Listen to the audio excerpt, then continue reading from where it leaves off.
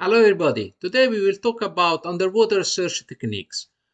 Why is it important to know how to search underwater? Because first of all, sometimes we might lose things, so it's good to have some very basic procedures to find these items. Also, we might need to locate some specific features on the seafloor. So once again, these techniques they would be very handy to know and to use.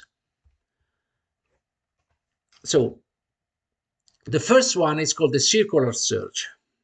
So what we do, we deploy a marker, then we dive along the shot line, and then we use a reel. So there will be a secondary line connecting the reel to the weight on the bottom. At that point, we just swim, making a circular path. And each time we conclude one circle, basically we move a little bit outside, making another one, and so on. So at the end, we will cover the whole area in a very accurate way.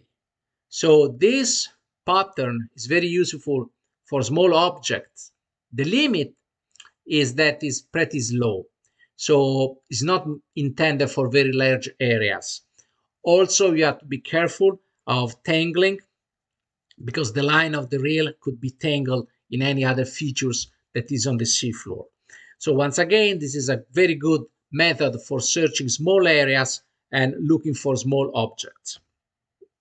Another system that we might use is that if we know that something is, for example, just outside a pier, a dock. So in this case, we will start from one of the pylons of a corner or whatever other reference point we have about the pier, the dock, and then we start making a sector search. Same as the circular one, we use the reel. So we deploy the line and then we keep moving back and forth, covering this sector. Another system instead is to deploy two markers in this case. So we swim then from one to the other, then we can move the second one forward and we swim back to the first one. And then once again, we move the first one forward and then we swim back. This way, we make a continuous search of an area. We might have two divers in this specific search, so this will be faster. Also, the two divers can help each other to moving basically the markers. Another way to identify very accurately things is to make to define basically an area using, in this case, 4 markers. So you see on the bottom, you can identify a rectangular area to be searched. And then say, for example, that you want to locate this specific object. Now this, for example, is used a lot in archaeology, underwater archaeology, when they want to map basically the area. So in this case, you might refer to the two lines and putting it coordinates. So in this case, an X and a Y. So you will have a number that indicates the distance of your object from a reference point. This way, after the dive, you can use the data to generate a very accurate map of the area.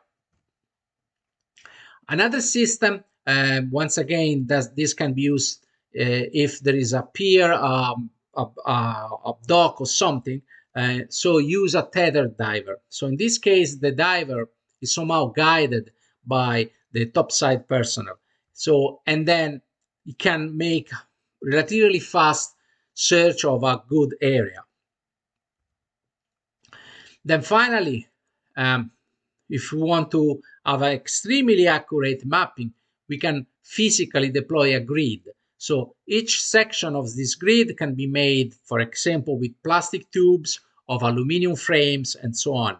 So what we do, we deploy a series of these blocks, making the whole area covered with a grid. And then once again, within the grid, we can mark whatever we want to mark, and we have a very accurate coordinates. So we know exactly where whatever we are looking for was related to the whole grid for post-analysis. So thank you.